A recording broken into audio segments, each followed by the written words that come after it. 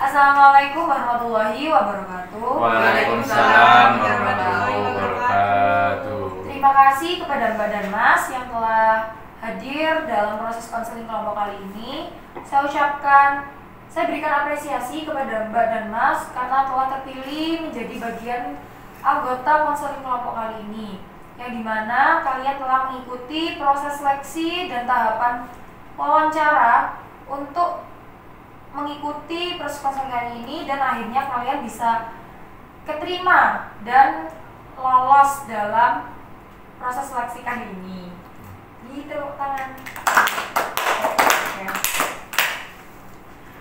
Nah, sebelum kita lebih jauh lagi, sebelum kita menyelesaikan permasalahan dari Mbak dan Mas, alangkah baiknya kita perkenalan diri dulu supaya Mbak dan Mas bisa mengenal saya dan saya bisa mengenal Mbak dan Mas, dan juga kalian bisa mengenal satu sama lain. Dan juga yang pastinya ketika nantinya kita akan menjalani proses konseling kali ini juga, Mbak dan Mas merasa nyaman serta enak untuk menyelesaikan permasalahan kali ini. Dimulai dari saya dulu ya, Mbak.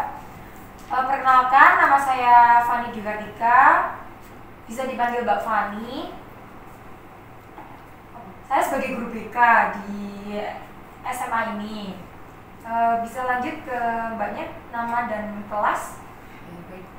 Perkenalkan, nama saya Teresa Oktan Wijayani, bisa dipanggil Teresa. Saya dari kelas IPA 2. Sebelahnya, nama saya Lailatul Fardia, nama panggilan saya Ila, kelas IPS 1. Mbak. Perkenalkan, nama saya Pinky Agalia, biasa dipanggil Pinky. Saya dari IPA 3. Dan Masnya? Perkenalkan, nama saya Novel Raka Kusuma, saya dipanggil Raka. Saya dari IPA 2. Oke, tadi ini yang IPA 2 yang mana? Saya. Nah, berarti Mbak Tarisa sama Mas Noval ini satu kelas ya? Iya. Oke. Berarti sudah kenal nih Mbak Tarisa sama Mas Noval. Sudah. Mbak Tarisa tadi Mbak yang jilbab hitam siapa namanya? Mbak Vicky kalau nggak salah ya. Mbak Vinky. Mbak Ila, Masnya namanya siapa tadi Mbak? Mas Raka. Mas Raka. Oke. Di sini kalian sudah kenal ya, walaupun emang kita belum dekat. Kita akan melakukan pendekatannya nanti setelah kita menjalankan proses-proses selanjutnya. Oke, di sini ada yang udah pernah ikut konseling belum? Belum. Belum. Ada yang tahu nggak apa sih itu konseling? Dari Mbak Tarisa mungkin tahu nggak apa itu konseling?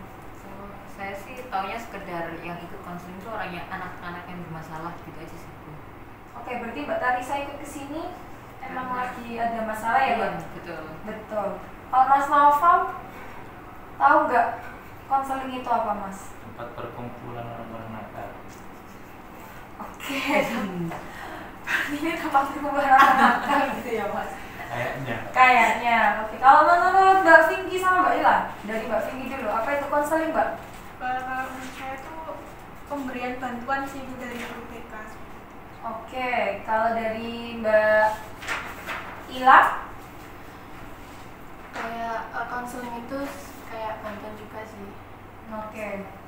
Ya, betul.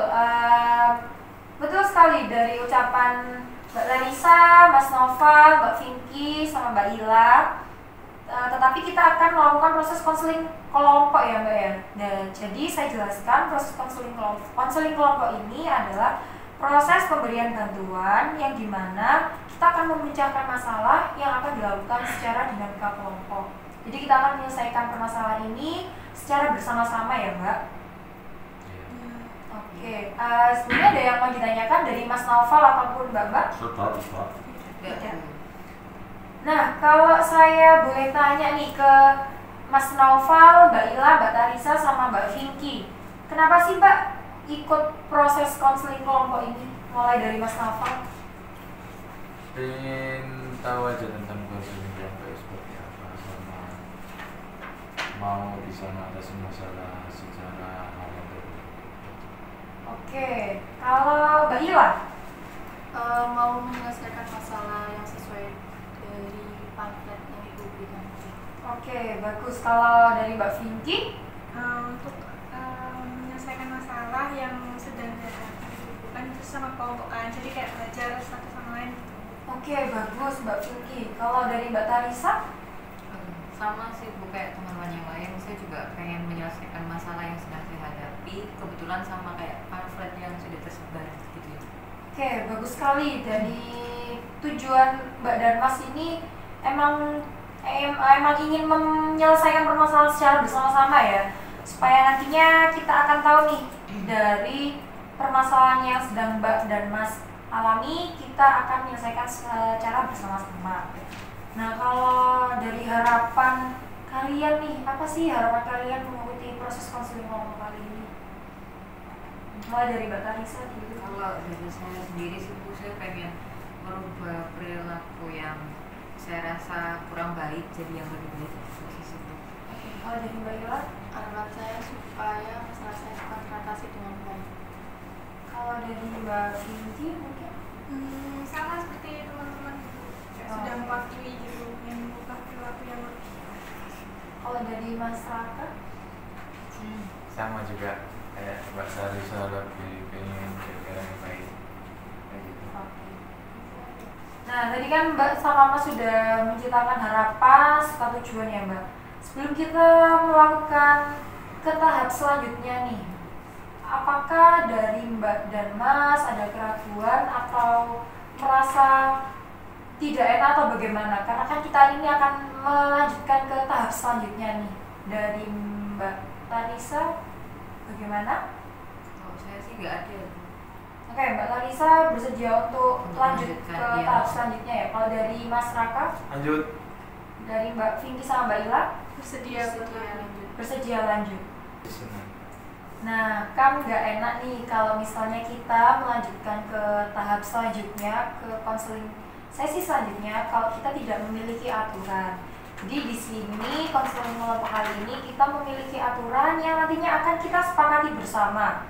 Jadi tidak hanya dari Mbak Tarisa atau Mas Naufal, tapi semuanya memiliki peraturan yang akan kita jalani bersama. Nah, untuk pertemuan dan tempat kita akan diskusiin maunya berapa kali pertemuannya, mau di mana. Nah, saya akan tanya mulai dari Mbak Tarisa nih. Kalau dari Mbak Tarisa sendiri, pengennya berapa? Dalam 1 minggu ini kita melakukan konseling kelompok berapa kali? Kalau menurut Mbak Tarisa? Kalau saya sih 2 kali sih Bu. 2 kali dalam 1 minggu. Untuk harinya? Mungkin bisa Selasa sama Jumat. Selasa sama Jumat. Kalau dari Mbak Ila? 1 minggu 2 kali. 2 kali. Harinya? Sama seperti Mbak Tarisa. Oh, harinya sama seperti kayak Mbak Tarisa. Kalau Mbak Pinky? 1 minggu 2 kali. 1 minggu 2 kali juga. Iya. Harinya? Mungkin Bebas Mbak Tarisa, Mbak Pinky? samain aja nggak apa-apa. Bisa lebih. Oh, bisa semuanya. Oke, kalau dari Mas Raka sendiri 2 kali aja. 2 kali. Untuk harinya apa Mas? Bebas. Bebas juga. Nah, tadi kan untuk waktunya kita sudah menentukan hari Selasa dan hari Jumat, dan 1 minggunya kita bertemu 2 kali. Untuk frekuensi waktunya ada 60 sampai 90 menit ya Mbak, yang dimana kalau misalnya kita di atas 90 menit itu waktu yang terlalu lama yang nantinya akan membuat proses konseling kita ini menjadi bosan untuk Mbak dan Masnya. Tetapi kita juga kalau misalnya waktunya sedikit, itu tidak membuat efektif proses penyelesaian masalah kita, seperti itu. Kalau dari Mas Naufal, dari waktu 60 dan sampai 90 menit tadi, Mas Naufal milih berapa menit? 60 menit aja. 60. Alasannya apa Mas Naufal milih 60 menit? Ya nggak terlalu cepet juga nggak terlalu panjang. Biar cepet saya istirahatnya dulu. Oke. Kalau dari Mbak Pinky, 60 milih berapa? menit. 60 menit. 60 menit. Iya. Alasannya Mbak Pinky? Saya udah efektif sih, udah pas. Oke, menurut Mbak Pinky itu efektif ya Mbak 60 menit. Kalau Mbak Ila? 60 menit juga. 60 menit juga. Kenapa Mbak Ila milih 60 menit? Sama kayak Mbak Pinky, lebih efektif. Oh, lebih efektif juga. Kalau Mbak Tarisa? Sama 60 menit Bu. Alasannya karena memang itu sudah saya rasa pas untuk pembahasan kita selama konseling. Nah, tadi kan kita sudah menyepakati ya Mas dan Mbak, kalau semisalnya satu minggu itu kita ada 2 pertemuan, yaitu hari Selasa dan hari Jumat. Untuk setiap waktu pertemuannya dibatasi waktu 60 menit. Untuk tempatnya nih, kita ada indoor dan outdoor, yang dimana keduanya memiliki keterbatasan, kelemahan dan kelebihan. Yang dimana kalau indoor itu kita akan lebih fokus dan kita akan lebih berada di tempat yang sama, tetapi kalian akan mudah bosan karena di tempat itu saja. Nah, kalau di outdoor itu kelebihannya kalian akan mendapatkan suasana yang baru, tetapi kelemahannya kemungkinan nantinya kalian akan kekurangan fokus untuk melakukan proses konseling kali ini. Seperti itu. Jadi Mbak dan Mas bisa memilih indoor atau outdoor, dimulai dari Mas Raka. Kalau Mas Raka sendiri pilihnya indoor atau outdoor? Saya bebas, bisa semuanya. Bisa semuanya. Oke, bisa indoor dan outdoor. Iya. Kenapa kok nggak pilih salah satu Mas Novel? Kenapa? Ya nggak apa-apa, biar nggak terlalu bosan juga. Oke, jadi Mas Raka ini bisa outdoor dan juga indoor gitu ya? Iya. Oke. Kalau Mbak Vicky? Iya, bisa indoor atau outdoor, Ibu menyesuaikan aja. Oke, alasannya kenapa memilih keduanya? Bisa mendapatkan suasana baru biar nggak di situ aja. Oke, kalau Mbak Ila? Bisa indoor, bisa outdoor. Alasannya? Sama seperti Mbak Tinggi. Apa tadi alasannya Mbak Vicky? Ada suasana baru di situ. Oke, kalau Mbak Talisa pilih apa Mbak? Sama sih Bu, saya milih bisa indoor bisa outdoor. Alasannya kalau di indoor kan di situ aja. Bener apa kata Mbak Vinci, biar suasananya baru. Tapi mungkin kalau outdoor bisa lebih fleksibel untuk cari tempat yang bisa buat kita lebih fokus. Oke, bagus sekali Mbak Tarisa. Nah, kita sudah menemukan bahwa nantinya kita akan melakukan proses konseling kali ini tuh bebas ya, di mana aja, bisa di indoor dan juga bisa di outdoor. Dengan alasan yang telah Mbak dan Mas berikan itu tadi, kita bisa memilih untuk pertemuan selanjutnya kita akan di mana. Jadi tidak keberatan ya untuk Mbak Tarisa, Mbak Ila, Mbak Vicky, sama Mas Raka untuk melakukan konseling di mana saja. Nah, selanjutnya di konseling kelompok kali ini tuh ada 2 ya Mbak, konseling terbuka dan tertutup. Yang dimana keduanya memiliki kelemahan dan juga kelebihan ya Mbak dan Mas. Yang dimana kalau misalnya konseling terbuka itu kelebihannya kita mendapatkan pengalaman dan relasi baru dari teman-teman yang masuk ke dalam konseling kita ini. Dan juga kalau misal kekurangannya, kita akan memerlukan waktu yang cukup panjang untuk menyelesaikan permasalahan kita. Tetapi kalau konseling tertutup itu hanya kita saja, dan rahasia juga hanya kita saja yang mengetahui. Hanya kita saja yang mengetahui, dan juga kita nantinya akan melakukan konseling dari awal hingga akhir juga sama seperti ini juga, seperti itu. Dari Mas Raka, milih yang apa, konseling terbuka atau tertutup? Lebih enak tertutup sih. Alasannya Mas? Ya udah kenal yang ini aja, terus nggak kayak ribet harus kenalan sama orang lain lagi, nggak harus mengulang lagi dari awal lagi. Jadi kita terfokus sama 4 orang aja. Oke, kalau Mbak Ila ngantuk Mbak Ila? Kalau saya sih lebih ke konseling tertutup. Oke, kenapa alasannya? Alasannya biar nggak adaptasi lagi gitu. Oke, kalau Mbak Vicky? Lebih ke konseling kelompok tertutup. Oke, Karena alasannya? lebih fokus, terus ya lebih fokus di situ aja. Oke, kalau Mbak Tarisa? Konseling tertutup Bu. Karena Alasannya? seperti yang dibilang teman-teman, jadi kita bisa lebih fokus, terus juga nggak perlu adaptasi baru lagi sama orang lain.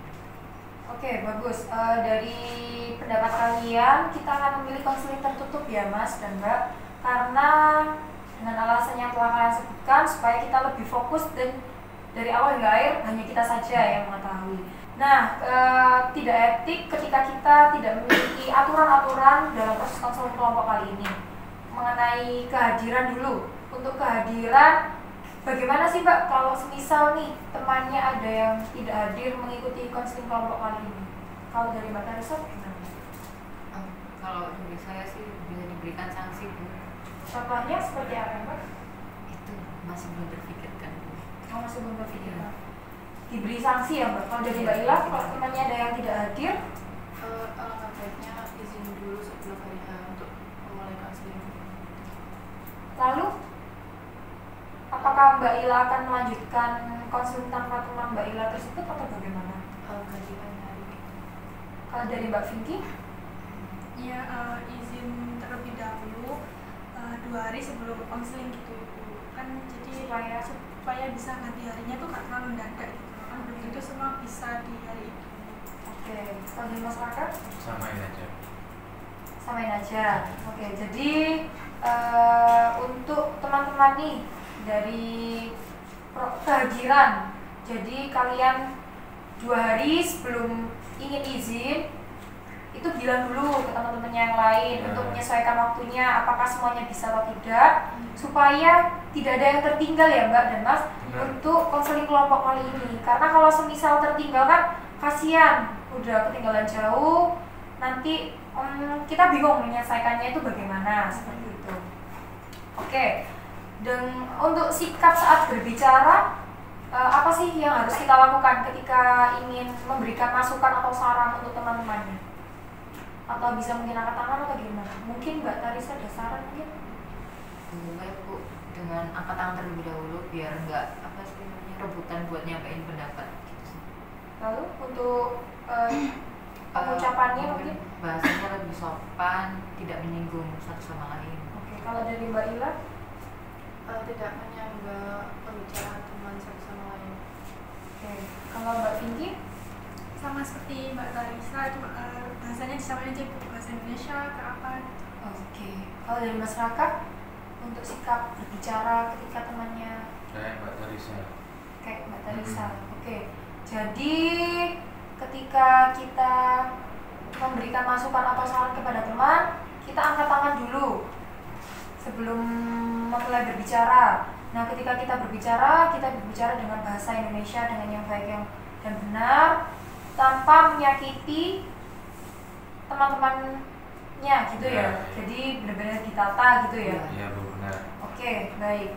Nah, di proses konseling kelompok kali ini kita ada asas kerahasiaan yang dimana nantinya ketika kalian menceritakan semua permasalahan itu hanya kita saja yang tahu, tidak boleh ada orang yang tahu.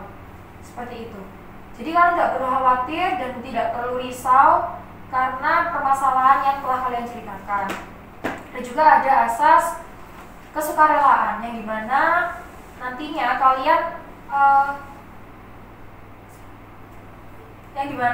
kalian sukarela untuk menceritakan semua permasalahan tanpa ada ditutup-tutupi, supaya kita bisa mencari solusi atas permasalahan yang sedang kalian alami. Dan juga ada asas keterbukaan, di mana kalian tidak boleh menutup-nutupi permasalahan yang sedang kalian alami, supaya apa? Supaya nantinya kita tahu nih apa sih penyebab dan apa sih masalah yang seharusnya kalian selesaikan. Oke, sebelum kita melanjutkan ke tahap selanjutnya, apakah dari kalian ada yang merasa cemas atau merasa masih kurang nyaman atau bagaimana nih? Dari Mbak Tarisa mungkin. Bagaimana Mbak Tarisa? Sebenarnya kalau masalah cemas itu nggak ada sih Bu. Cuman pertemuan selanjutnya kita bertemunya di jam berapa ya Bu? Oke, untuk pertemuan di jamnya kita sepakati bersama lagi ya Mbak. Mbak Tarisa itu mau jam berapa? Kalau saya sih mungkin pulang sekolah ya. Pulang sekolah jam? Jam 3. Pulang sekolah jam 3. Nah, Ya. kalau Mbak Ila? Sama jam 3. Mbak Vinky? Iya Ibu, sama. Mas Raka? Ikut teman-teman. Oke. Nah, untuk pertemuan selanjutnya kita akan sepakati bahwa kita di jam 3 ya Mbak, setelah pulang sekolah. Ada lagi yang mau ditanyakan Mbak Tarisa? Sudah sih Bu, itu aja. Mbak Ila? Sudah mau itu saja. apakah Mbak Ila merasa cemas atau tidak nyaman dengan anggota kelompok yang lain? Tidak ada. Tidak ada. Kalau Mbak Vinky? Tidak ada itu, nyaman. Nyaman. Iya. Mas Wah, Raka? pas nyaman. Oke, Mas Raka nyaman ya Mas? Nyaman sekali. Oke, bagaimana nih kabar Mbak Tarisa, Mbak Vinky, Mbak Ila sama Mas Raka hari ini? Baik. Alhamdulillah baik, baik. Bu. Alhamdulillah baik. Nah, sebelum kita melanjutkan ke proses selanjutnya, kita kan sudah menyepakati ya di pertemuan sebelumnya. Ada teman yang tidak hadir, itu izin dulu 2 hari sebelum melakukan proses konseling supaya kita menemukan hari yang sama, jadi tidak ada yang tertinggal. Nah, untuk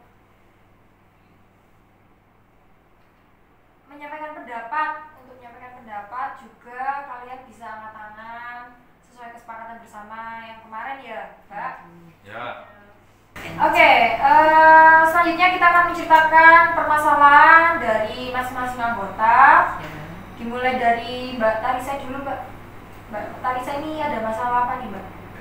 Oke, di sini saya merasa kalau saya itu nggak bisa menolak ketika ada teman saya itu ingin curhat ke saya gitu loh. Padahal saat itu sebenarnya saya juga lagi ada masalah, jadi saya sulit nolak karena sungkan ke orang lain kalau orang lain mau bercerita ke saya gitu. Oke, jadi Mbak Tarisa ini nggak bisa nolak ya ketika teman Mbak Tarisa itu ingin bercerita. Iya betul. Oke. Terus Mbak Ila? Kalau saya sih masih belum bisa menolak ajakan cowok saya. Cowok saya kan selalu ngajak kayak touring gitu sih Bu, kan jadi saya nggak enak gitu kalau menolaknya. Oh, jadi Mbak Ila itu selalu mengiyakan ya ketika pacarnya Mbak Ila itu ngajak touring terus gitu ya Mbak ya? Iya. Kalau Mbak Vinky? Saya tuh nggak bisa nolak ajakan teman itu buat nongkrong gitu loh, atau keluar buat beli makan gitu tuh kan buat boros kayak gitu. Karena kalau biasanya tuh kalau sekali keluar itu belinya tuh di tempat yang benar-benar kayak mahal gitu. Iya. Oh, jadi Mbak Vinky itu selalu mengiyakan gitu ya ketika temannya ngajak untuk makan di tempat yang seperti itu. Oke, lanjut Mas Raka. Kalau saya sendiri, saya kurang bisa menolak ajakan teman saya untuk pergi minum kopi. Kayak itu sih. Oke.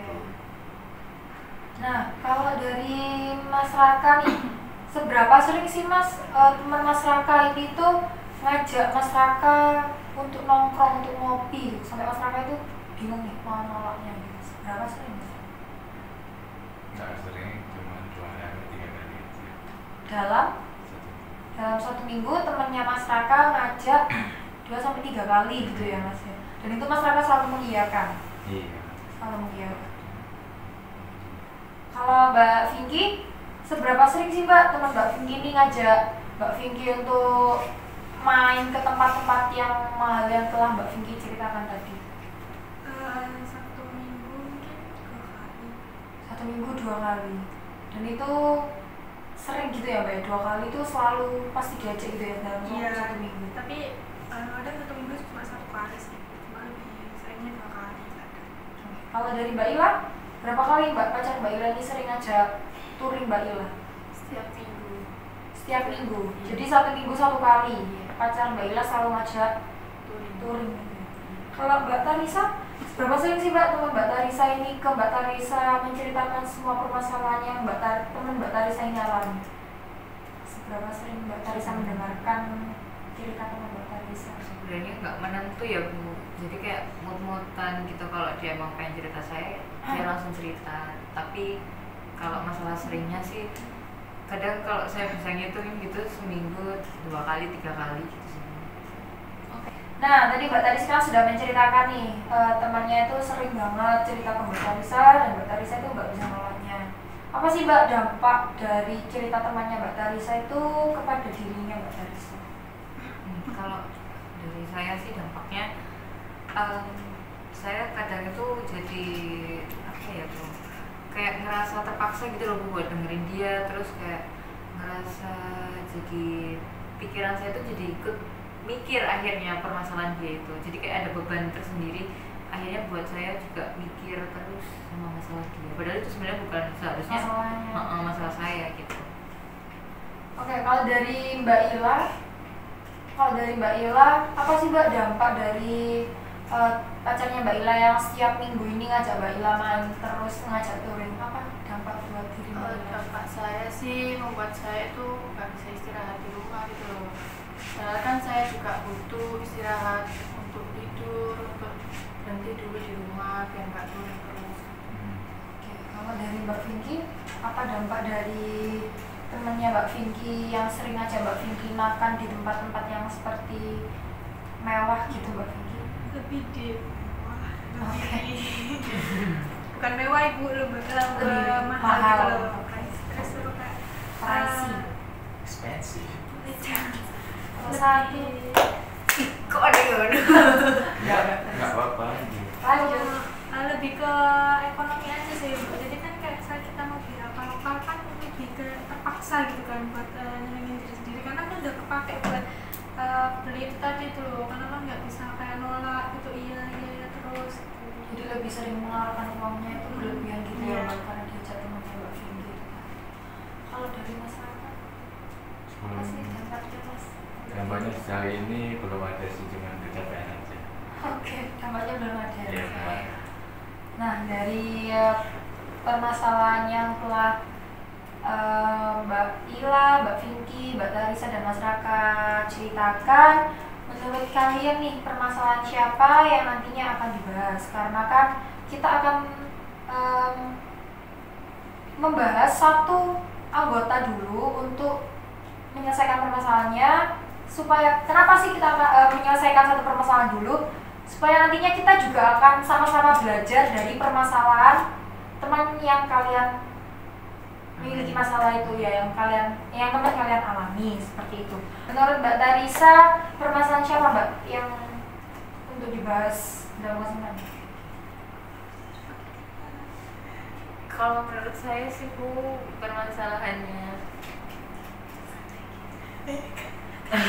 Vinky sih Bu ya. Oh Mbak Vinky, menurut Iya. Mbak Tarisa. Kalau Mas Raka, permasalahan siapa Mas yang untuk dibahas kali ini terlebih dahulu? Kalau saya kan kurang ya biasa aja dampaknya, mungkin ya dari mereka bertiga bisa. Siapa Mas? Bisa ditunjuk mungkin namanya? Oke. Boleh deh Mbak. Oh Mbak Vinky kata Mbak Ila. Oke, kalau Mbak Ila, Iya Mbak Vicky. bagaimana Mbak Vinky? Apakah permasalahan Mbak Vinky bisa dibahas terlebih dahulu untuk kita bersama-sama mencari solusi atau menyelesaikannya? Boleh Bu. Oke, dari kesepakatan bersama kita akan membahas permasalahan Mbak Vinky terlebih dahulu ya Mbak Vinky. Iya. Nah, bisa dijelaskan secara spesifik nih Mbak tentang permasalahan yang sedang Mbak Vinky alami. Bisa diceritakan lebih jelas Mbak Vinky? Nah, jadi tuh teman saya tuh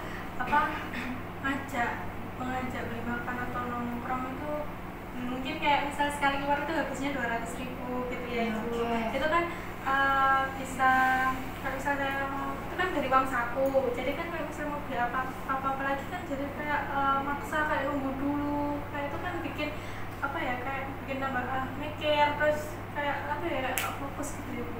Nah, dari itu dalam satu minggu itu 2-3 kali ya Mbak, teman Mbak Vinky itu ngajak keluar 1 seperti sampai itu? 2 sih. Oh, 1-2 kali dalam satu minggu.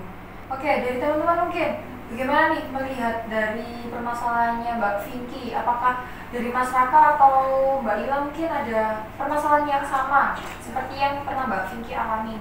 Bagaimana dengan tanggapan kalian?